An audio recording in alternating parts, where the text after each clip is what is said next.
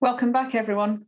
I hope you had a chance to grab a quick drink and stretch your legs, because it's now time to hear from the newly established Ruma Companion Animal and Equine Group.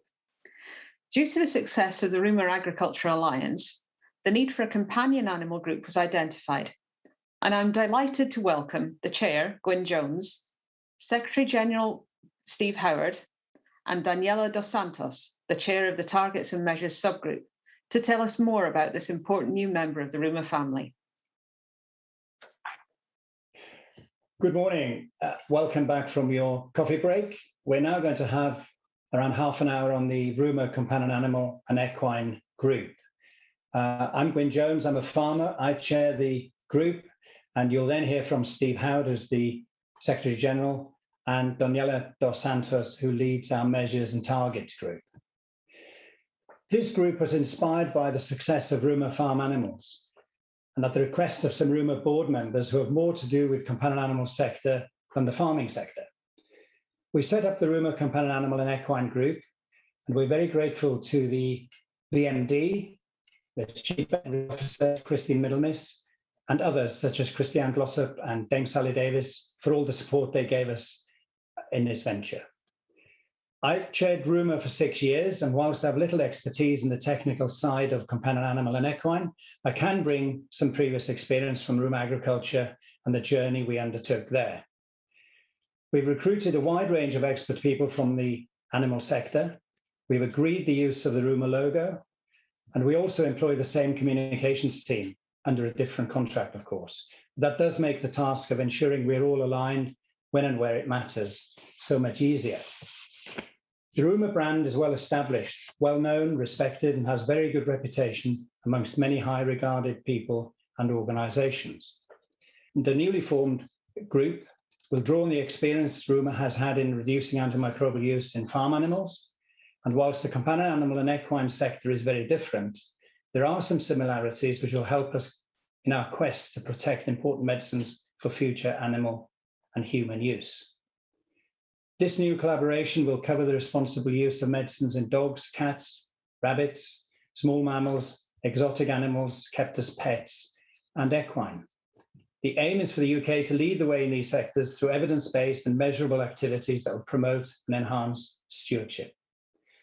We're not short of experts in the companion animal sector, that's for sure. And our Secretary General, Steve Howard, is very well known and respected in the companion animal sector. And as I said, you'll hear from Steve next. Our membership includes important representations from veterinary professional associations, regulators, academia, and many of the leading stakeholders from the sectors. And we'll focus initially on the responsible use of antibiotics. We put together our Ruma Companion Animal and Equine Alliance group of stakeholders. We have our board. We have our Measures and Targets group chaired by Daniela. Again, you'll hear from Daniela in a minute. And these are the people who will drive progress. We envisage the Measures and Targets group leading and driving the organization, with the Alliance group of stakeholders discussing and agreeing the proposals and then cascading that out through the veterinary profession, whilst the main board takes care of structure, governance, finance, strategy, and so on. So a new cross-sectional collaboration under the Ruma name has therefore been formed to promote responsible use of medicines in companion animals and horses. Now, there is much to do as we agree on the measures, discuss possible targets at national, sector, and practice level. This world is a very different one, and whilst there are lessons and learnings we can take from Ruma farm animals, we need to recognize that the companion animal and equine sector is very different. As a newcomer and with little expertise, I do see the companion animal and equine sector where we have exotics as well as ordinary pets such as cats and dogs, never mind rabbits and guinea pigs and a myriad of other animals. I see it as more akin to human health than farm animal health in the approach needed. This is about pets and their clients pets, often seen as family members. The average pet these days is often treated as a family member, certainly the dog or cat is.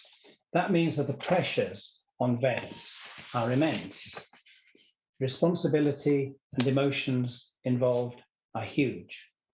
whilst the farm animal vet will do his or her utmost for the animal in question, there are economic and welfare considerations to be taken into account. And whilst no one is happy to lose an animal, farmers will make the difficult decision. With pets, it's very different, of course. There are often children involved, and no one wants to lose their pet if there's any chance, however slim, of saving it. The vet, therefore, is often more involved with dealing with the owner or family than he or she is with the animal itself, which often has issues which are often reasonably simple and within his or her expertise. Why do I mention this? I mention this for two reasons. As the dog has moved over the years from the kennel to the house, bedroom, or even the bed in some cases, we know from work done at Bristol University that a family and a dog sharing the same home will also share the same bugs. Again, I've read on isolated instances of pets transmitting diseases to the owners, and even owners transmitting some diseases to their own pets, which is no surprise really if they live together or share a home. Therefore, in the interest of one health and in the interest of antibiotic resistance, Ruma companion animal and equine has an important job to do. Steve will, of course, go into the detail and the science and give you a far better understanding of this area, but as an outsider, I do see problems of expertise for vets which do not arise in agriculture. For example, farmers have administered medicines for decades under the guidance of their vets, but a cat owner, will that cat owner succeed in getting that pill down every day for the next 3 days or so? As a farmer, I know that gently putting a pill down a cat's throat is a little more challenging than injecting a cow, a sheep, or a pig. So this alliance will agree and define, through effective consultation with stakeholders, areas to establish specific target activities and research that will form the basis of agreed sector-specific KPI development. These KPIs will ensure that specific goals are set and efforts are focused in the appropriate areas to demonstrate progress. Strategic KPIs for industry-level reporting, practical KPIs relevant to practitioners that will inform organizations or practice-wide activities. We'll assist stakeholders, associations, and organizations across the sector to develop, endorse, implement, and raise awareness of guidance and protocols on the stewardship and responsible use of medicines within the companion animal and equine sectors. The protocols and guidance will be practical, drive positive behavior, align with KPI progression, and protect patients and practitioners alike. They'll provide evidence of progress from the companion animal and equine sector towards achieving the government's 20-year vision and 5-year national plan for how the UK will contribute to containing and controlling AMR. And to finish, we now have Ruma companion animals and equine an agreed set of principles. We've agreed on our structure. We've agreed on measures. We're discussing targets and other things. We have both SAVSNet and VetCompass as members and at our meetings with excellent data sets for the sector. We agree that trends are probably more important than too much detail at this point. We're starting with dogs and cats, horses and rabbits, which are more complicated, come later. We understand the importance of taking everyone with us, and that whilst Ruma Farm Animal success was the vet and farmer partnership, this is all about vet practices and, of course, large corporations. And we see advantages there, possibly, when it comes to having standards across all practices under the one corporate body. Challenges, of course, are plentiful. How to set targets, separate species, classification of antibiotics, lowering the use of HPCIAs. How to influence behavior is a big one. We need to carefully shape our message when we make any statement or issue guidance or instruction. We have funding for this first year, and there are enough people and organizations who have made a great deal of money out of companion animals, I believe, who we will approach for future funding. And therefore, rather than ask members to fund this organization, I'm going to be asking major players to put something back in. After all, this is a very important area of work, and they should be proud to be associated with us at the Ruma Companion Animal and equine. I look forward, therefore, to an interesting and exciting future with this group. I'd now like to hand over to Steve, who will elaborate further on the work of the group. Thank you. Thanks, Gwyn. Hello, I'm Steve Howard, Secretary General of the Ruma Companion Animal and Equine Group, and also Head of Clinical Services at PDSA.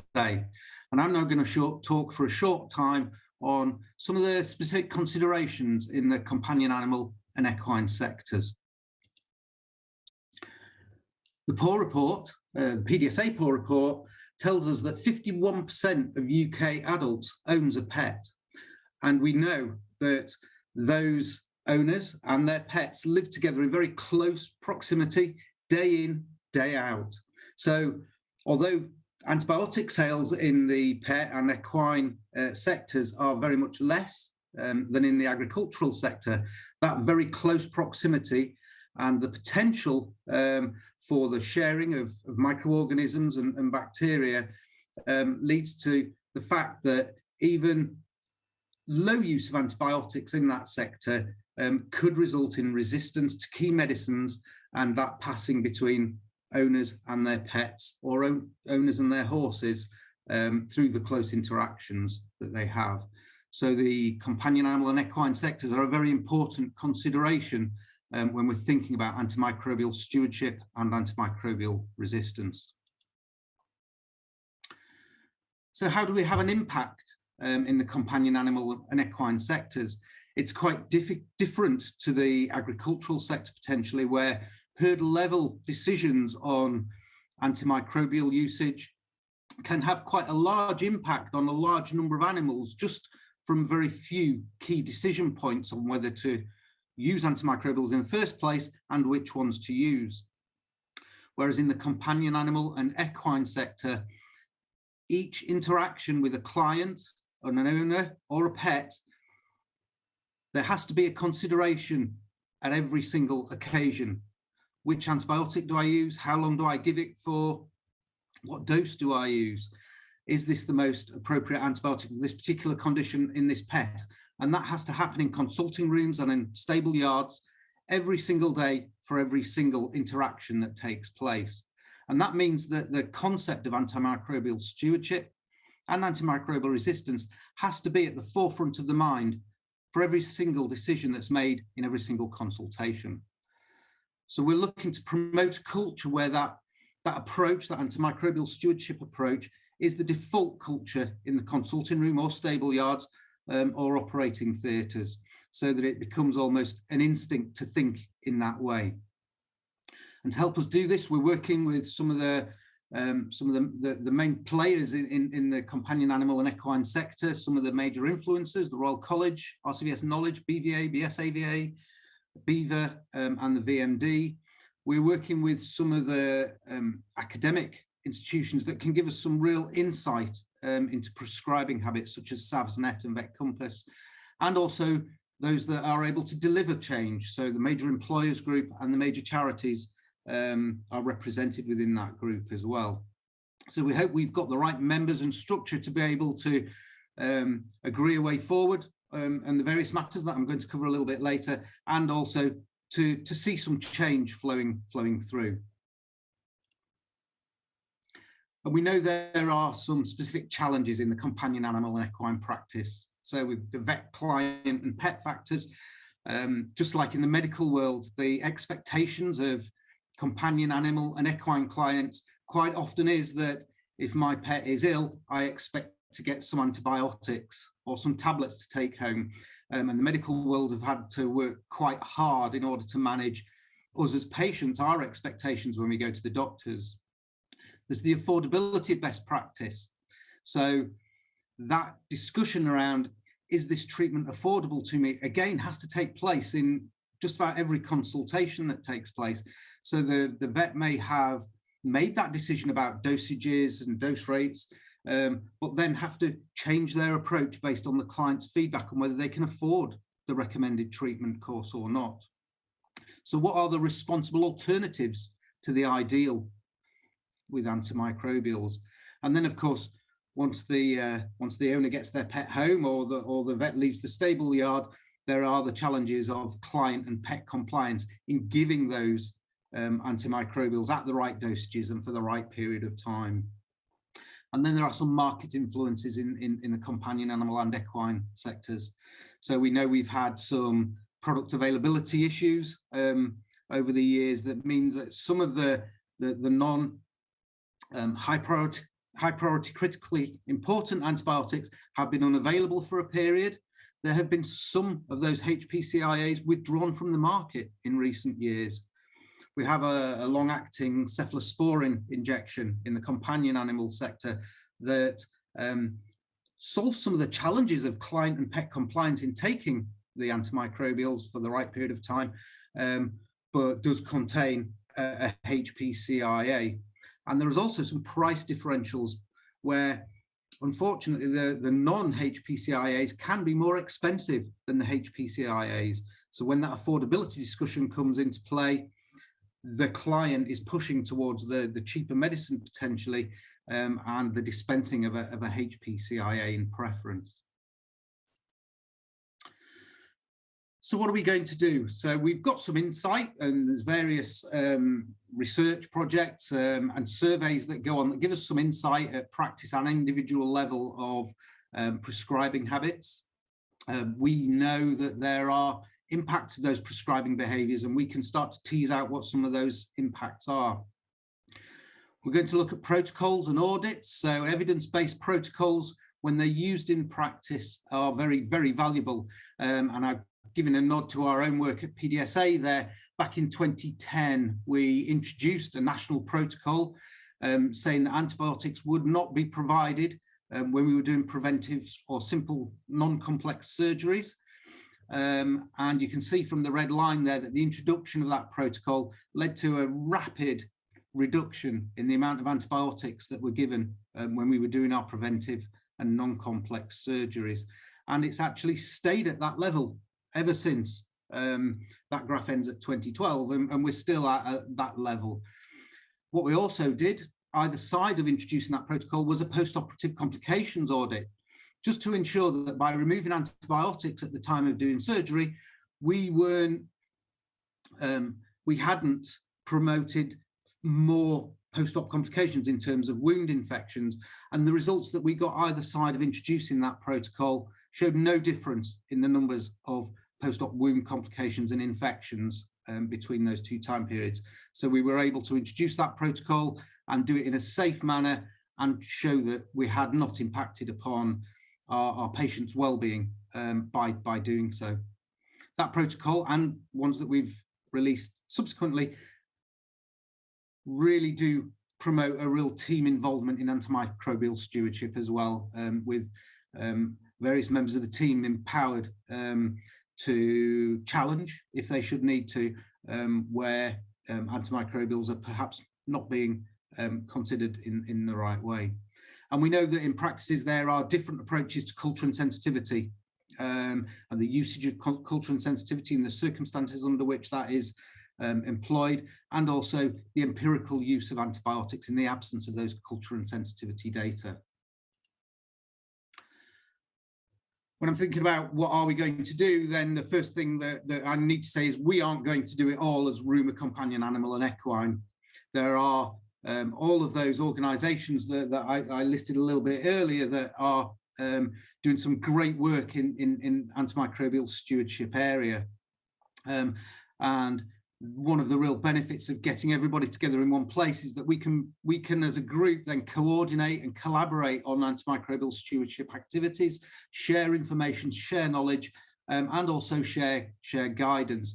And there's been loads of great material created already, and the pictures there are just a few. So if I've missed anybody's resources out, then please do forgive me, but we see ourselves as a place to be able to bring together all the great research and guidance that's going on into one place, so that we become a hub for antimicrobial stewardship.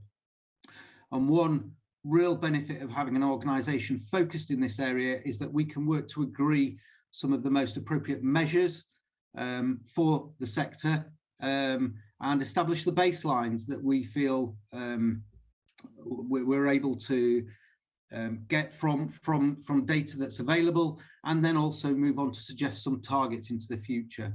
And Daniela is going to now speak to us about some of the work that's been going on in the measures and targets area. And thank you, Steve. My name is Daniela, and I am a small animal and exotic pet vet, and I am the chair of the Targets and Measures subgroup. So what I'm hoping for is that over the next few minutes, I will give you an idea of where we are as a subgroup, the challenges we've faced, the decisions we've come to, and the decisions we've still yet to make. So we already have some data, courtesy of the most recent report, that looks at primarily cats and dogs, and we're looking at active ingredient as mg per kg. Now, while this is a starting point, as we've watched in farm animal, the brilliant progress that they've made, there has been some pressure on the small animal sector to follow suit. Having said that, it hasn't been as simple when it comes to getting data and looking at the potential targets and measures that we can achieve. So let's talk about the challenges. Accuracy of data has been a big one for discussion amongst the subgroup, and it's often been said that we mustn't let the perfect be the enemy of the good. We don't have as accurate data when it comes to our pets, horses, or exotic pets in terms of population numbers, and even when it comes to their weight. We also have the additional challenge that quite often, particularly when it comes to exotic pets and horses, we're using products off license, or we're using specials, which are special formulations of particular drugs. And again, getting hold of sales data for that or for usage data is really quite difficult. And then we come to the difficulty of exotic pets. Exotic pets come in so many different species and different areas as well, not just pets, but thinking about zoo animals and special collections. So we really have got a challenge there, not just in terms of the number of species we have, but actually the licensed products available to them. So taking all of this into account, we have taken the approach that we are going to start with cats and dogs. We're going to start looking at licensed products, and we're still considering whether we will include the use of topical products. The reason being, we want to start somewhere, and we are worried that if we try and get all of it done too quickly, we won't start at all and make any progress. So what have we come up with? So we've come up with national or strategic level measures and targets, species levels measures and targets, and also practice or service level. And I'll just go through these really quickly. So national strategic level, we're looking at using mg per kg. We're looking at sales data and also data from the PFMA and SAVSnet to look at the average weight of cats and dogs. We're also going to be looking at HPCIA usage in mg per kg. And we're also going to be looking at confirmed levels of resistance, hopefully using lab data. And then we're going to bring it back down to species levels. As I've already mentioned, we're going to be focusing on cats and dogs only as a starting point. We're also going to be using the mg per kg metric, the HPCIA usage as well. But this is where the difficulty really comes for us. It's the practice or service level. We need to be able to provide metrics that will allow practices to benchmark against other practices and drive behavioural change. We haven't quite bottomed this out yet, and there are various streams of thought at the moment. We're looking at percentage consultations resulting in prescription, for example, or percentage of animals resulting in a prescription. We're potentially looking at the use of culture and sensitivity in line with prescribing practices.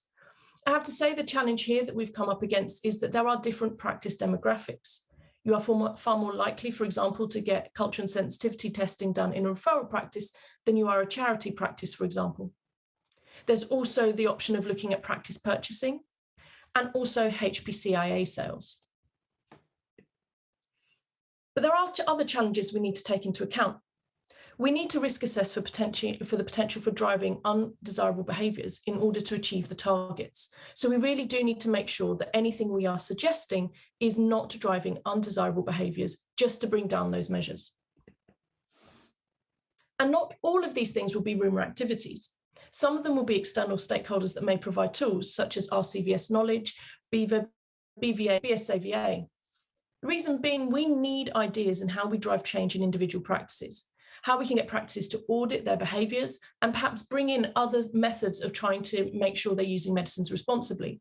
For example, something as basic as the use of cytology for ears. So we still have a while to go. And our next steps will be looking at gathering and publishing data that we have. We're going to be working with stakeholders to establish which tools are already available, because what we don't want to do is duplicate work. Once we have all the measurements, we will then decide which targets we've set. We will hopefully be setting very realistic targets, acknowledging that this is a complex area and that there are many, many different factors at play. Social demographics, economic demographics, licensed products available, and even the species we are dealing with. Once we have made our first steps with cats and dogs, we will start looking at working on exotics and horses, but gathering data in these sectors may be slightly harder, particularly as we need to deal with the issue of off-license use of medications or specials. So I hope that that has been a good whirlwind tool for you in where we are as the targets and measures subgroup. I hope we will shortly be able to publish our data and look forward to sharing our targets with you in the future. Many thanks for listening. Thank you to Gwyn, Steve and Daniela. It's great to learn more about the journey so far and the opportunity ahead for the Ruma companion animal and equine group. The importance of gathering data, the need for multi-stakeholder collaboration, and the setting of targets are all very familiar elements to the Ruma agriculture family. In true One Health style, we know that synergies will exist between all aspects of human and veterinary medicine, and as chair of Ruma Agriculture, I'm really looking forward to sharing experiences and learning from each other. And we look forward to hearing more about how the group develops over the coming months.